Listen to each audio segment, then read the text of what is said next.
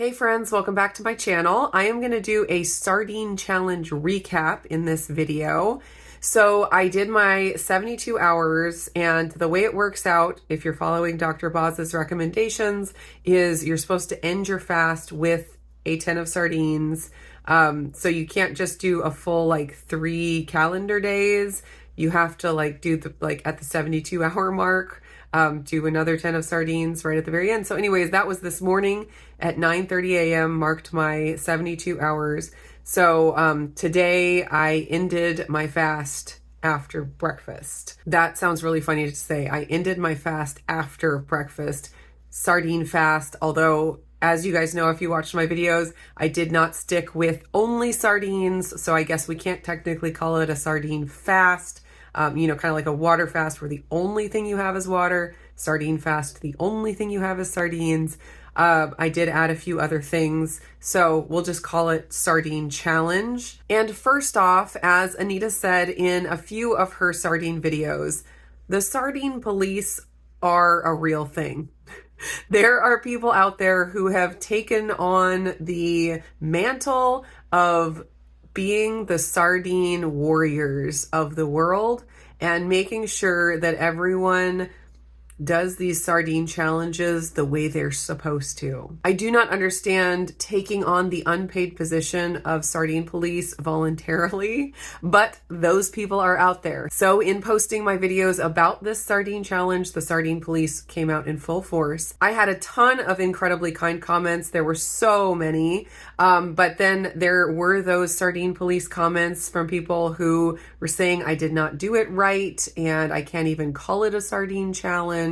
But then on the other end of the spectrum, I had people saying that I shouldn't be promoting this kind of a thing. It's disordered eating, and how dare I do a sardine challenge. So obviously on YouTube, you can't make everyone happy. So it is what it is. I definitely did not do the sardine challenge right. I was told that many times. I believe, according to Dr. Boz, she recommends just sardines in oil. She does say in oil. A lot of people said don't buy it in oil, which I understand the reasonings behind that. But Dr. Boz says to do sardines with oil specifically, although I think she says you can do them without if you want to. But the original sardine fast or sardine challenge was sardines in oil. And I think, the clean sardine fast, would be just sardines, out of the tin or whatever. But I was watching a video from Dr. Boz from a year or so ago where she talked about doing a sardine cleanse, and she showed clips of herself eating. And in one of the clips, she was eating Starbucks egg bites with her sardines. So even Dr. Boz sometimes adds a little something something back in. Also, there are many different versions of the sardine fast now. As with everything, everyone has their own little take on it and spin and tweak.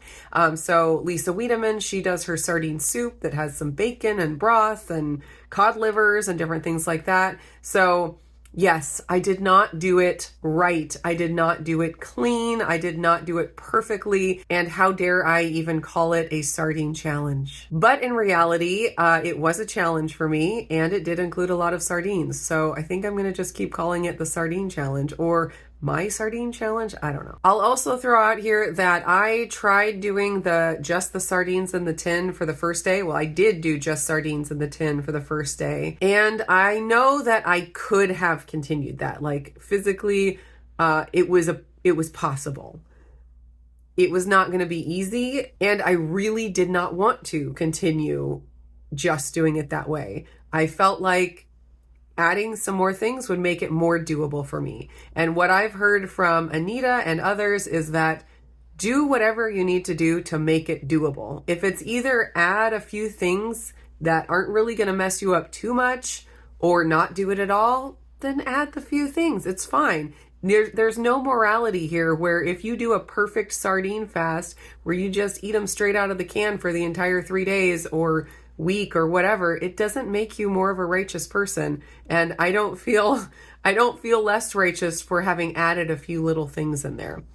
Obviously, I shared all of this information on the videos, so it's not like I'm trying to deceive anybody saying I did the sardine challenge exactly the way Dr. Boz says to do it, and then actually in secret I didn't.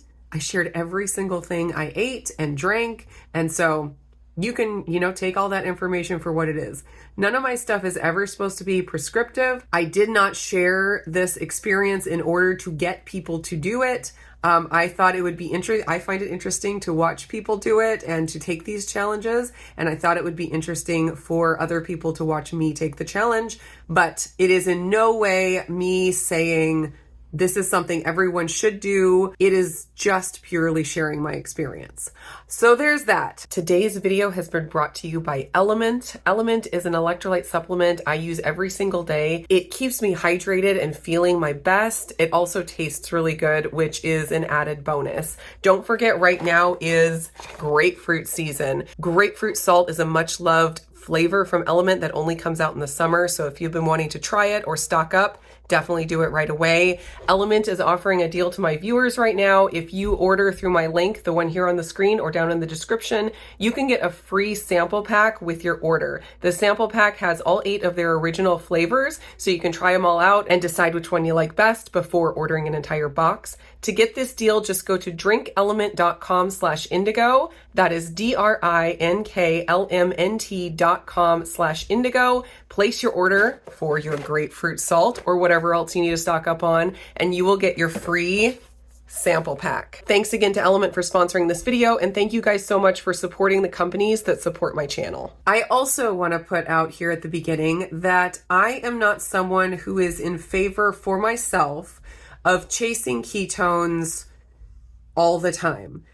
Some people find it very helpful, especially with different medical things they're dealing with, to make sure they are in a deep state of ketosis all the time, and that's just how they live, and that works out well for them. And like with things like epilepsy and other various disease states, that I see can be very, very valuable. For myself, I am pretty metabolically healthy. Aside from a few health issues that I'm working through, I'm pretty functional. My health, I think, is good. And I don't think the high ketones for me are important to have all of the time for extended periods of time. I have found historically that in order to get the high ketones, I do have to reduce my protein quite a bit. And that's not something I'm comfortable with. I like the benefits of higher protein. I think it's really good for us as we age. It's something that I've decided to have in my life, these higher protein levels, knowing that they will take my ketone levels down. And because of the state of my health, I prioritize the benefits that more protein gives me than the benefits that higher ketones give me. Now, I do know that there are some people that say ketosis is muscle protective. That's definitely, out there and a possibility. For me, it's not enough to make me lower my protein and try to stay in ketosis all the time. I just don't think, for me, it's a priority.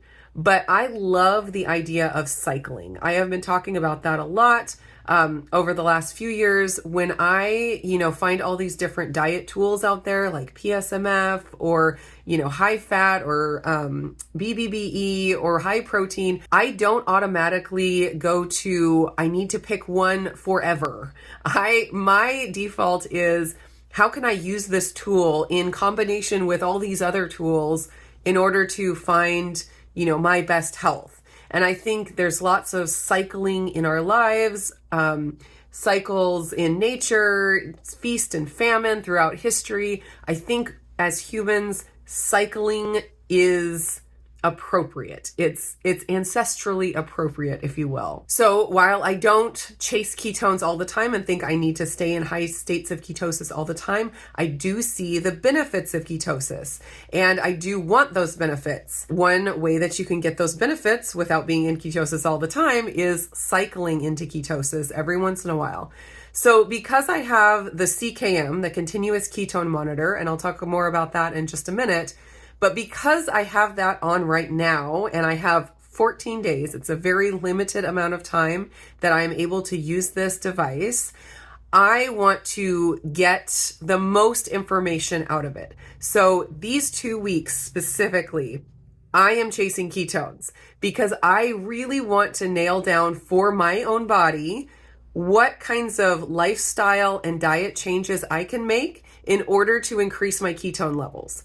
Not because I'm going to be doing that thing for the rest of my life, but it'll be a tool for me in my pocket that whenever I want to cycle into ketosis, I will know all I need to do is a 72-hour sardine fast and I will see those numbers go up. And I am hoping by the end of the 2 weeks that I will get a few more tools besides just the sardine fast, because it's not something that I'm really excited about doing often. Also, I'm chasing ketones during these 2 weeks with my CKM because I'm really curious about how it will make me feel and how it will make my brain function. If I go through these 2 weeks and I get my ketones super high and I feel like garbage, then it will not be worth it to me to get those high ketone levels. Like, what's the point of getting these high ketone levels if I am going to feel badly? Like, the whole point of trying to find a diet that is going to work for me long term and tools that are going to work for me long term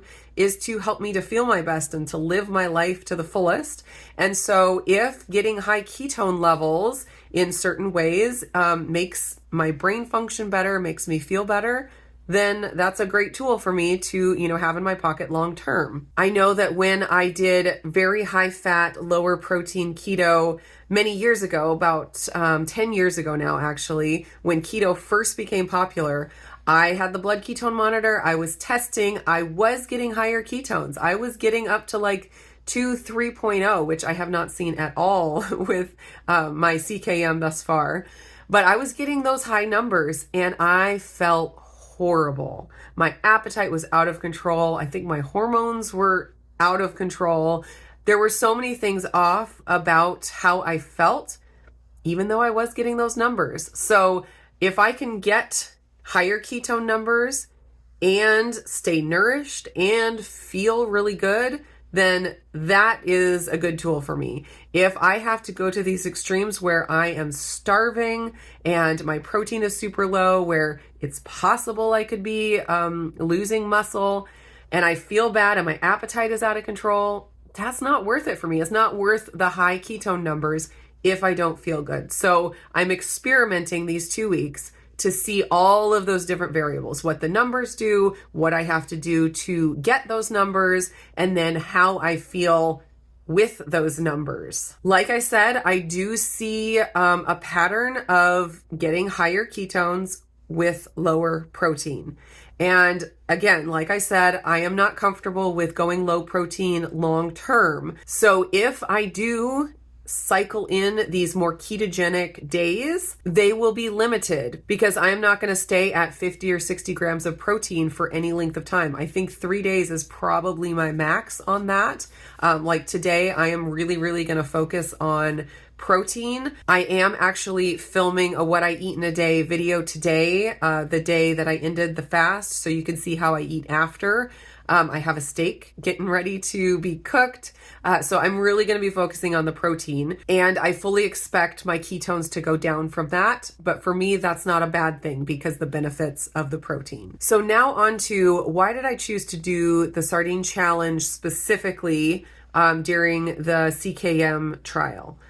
The main reason for it is that it is very popular right now, and it is viewed as the best way to get into ketosis, but beyond water fasting. And some people even say it's better than water fasting. So I'm looking to get into ketosis. That's what I'm doing these 2 weeks. And this seems to be the most popular way right now to get those higher ketone numbers.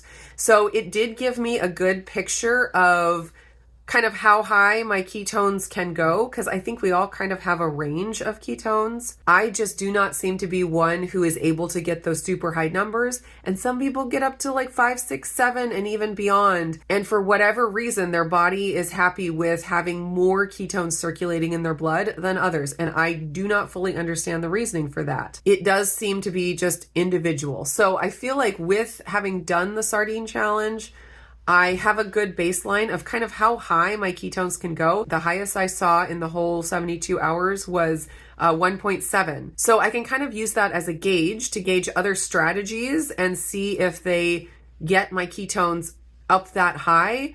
or not. And I can kind of use the sardine challenge as like the top of the bar. I also have heard people talk about the sardine challenge being a huge hunger reset. And I definitely found that to be the case. My hunger was so non-existent on that 72 hours. It was kind of shocking how easy it was to go without eating, and with eating such tiny meals. Sometimes the meals were like 200 calories and it felt like I was so full I couldn't even think about eating another bite.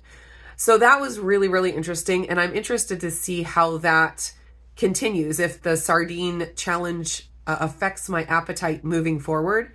I will say already today, I had sardines for breakfast, and then I had a keto chow for lunch. I actually didn't even have a whole one because I was sharing it with Renee, and I am so full after that. So I'm interested to see how that hunger reset will continue moving forward. So that was another reason I thought I wanted to try it. Like people say, it's really amazing for getting in touch with your hunger.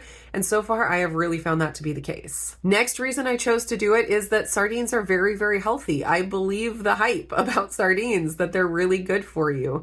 And if I can incorporate something into my diet that's really good for me, I want to do that. Now, I do really value pleasure in eating. I am not one that just says, I don't care how it tastes, I just eat it for the nutrition and the fuel. I think pleasure in eating is really good for us emotionally and socially. And like, there's so much more to food than just nutrition. But if I can learn to like and enjoy healthy foods, then I want to do that. I've worked really hard to try to enjoy beef liver, because that's another, superfood that's very healthy and nutritious. I have not gotten to the point that I really like it. But sardines is another one where, I've tried to like it. And if I could get myself to really enjoy it, I would be really excited to add it to my diet because of all the nutrition that's there. So that's another reason I was like, what the heck? Maybe eating them for 3 days will turn my taste buds to like them or something. It didn't really happen that way. It didn't turn out the way I'd hoped, but that was my thinking going into it. So my experience, I will say that I was a little bit under the weather for the whole 72-hour sardine fast. So the reason I picked the days that I did pick, the timing and the schedule of the fast or the challenge, is I picked the days that my husband and Levi were going to be gone on a trip. I knew that the girls at home would be able to really cook for themselves. They usually cook for themselves really well, and they like doing that. And so with Levi and Jeff gone, I knew that the burden of cooking for other people was going to be kind of lifted, and I just thought it would be so much easier to do while they were gone.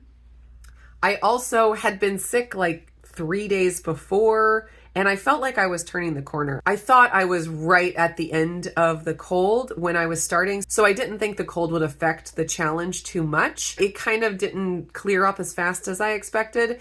So there is that variable. This is definitely not a scientific experiment. And again, like I said, I'm only sharing my experience. It's not meant to be some kind of a prescriptive thing. Like if you do this, you will get these exact results.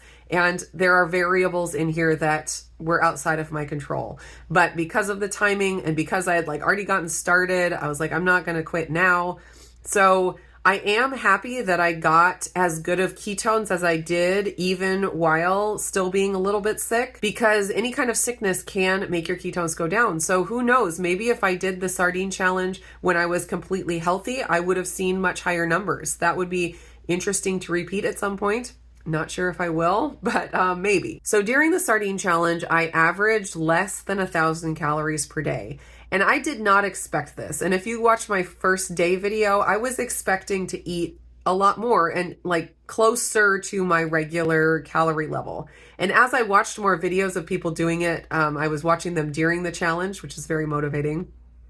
But as I was watching more people talking about doing the challenges, I realized that one of the things that most people seem to experience is the reduction of appetite and just eating very, very little. Sometimes as little as 1 or 2 tins per day, which is extremely minimal. So I didn't quite have that on my mind when I started. And it turned out that the sardine challenge wasn't as expensive as I thought it was going to be. On my first day video, I saw the prices of the sardines at New Seasons, which they were very expensive there. There are cheaper ways to get them, which I definitely found out. But considering I was only eating like 2 tins a day, it didn't turn out, even if I had gotten the most expensive ones for the whole challenge, it still wouldn't have been that expensive. But you can do it as cheaply as like $2 a day if you only eat 2 tins and you get like the Chicken of the Sea brand. It can be very, very cheap. So by day 2, I just leaned into the fact that I didn't need to eat very much. And I definitely did better doing that, just eating to hunger, even if it was very, very little, than trying to force myself to eat. That first day, I ate 3 meals and I was trying to force myself to get in enough calories. And that did not go over well. That kind of just turned my stomach that night, and it was not pleasant. So I do recommend, if you try this, just follow your hunger. Don't try to force anything. On days 1 and 2, I did have some digestive issues. Just full disclosure on that. Found that things moved a lot faster than normal. They did clear up by day 3, so that's good. And I suspect that was just because I basically went on to a carnivore diet, and we all know that diarrhea can be very common when you first transition to a carnivore diet, when you cut out all the fiber. So that's what I suspect was going on there. It wasn't very fun, but like I said, it did clear up after about 2 days. And now on to weight loss. So I weighed in the first day of my sardine challenge at 161.5. And I weighed in this morning on day 4 after that at 156.6. So I lost almost 5 pounds, 4.9 pounds in 3 days. Obviously, yes, I know a lot of that is water weight, but it was still kind of shocking to see that much drop off. So my weight right now is at the lowest that it's been in probably a year, although I don't weigh myself often. When I'm not really focusing on weight loss or being in weight loss mode, I really don't weigh hardly at all. So I suppose I could have been this low at some point or another, but from what I have seen, I have not been this low for quite some time. So that was interesting to see. And we'll see if it, kickstart something. Sometimes if you get your ketones flowing and you just kind of kickstart your body into weight loss, that it just is kind of a snowball effect. So we'll see. I will keep you updated if there's any, major developments there in the weight department. As far as how I felt, going from like a level of 0.5 and below ketones to, around like 1.0 on average, I will say that I've noticed some brain enhancement. Just that my brain seems to be working more efficiently. So that is, very positive. I'm very happy about that. I definitely see the value in the ketones for brain function. I have used like the ketone shots that I got at KetoCon for like if I'm going to go into an interview or, have some kind of a conversation where I really want to be on point. Just taking a shot like that before, it really does help. And I have noticed those same kind of effects.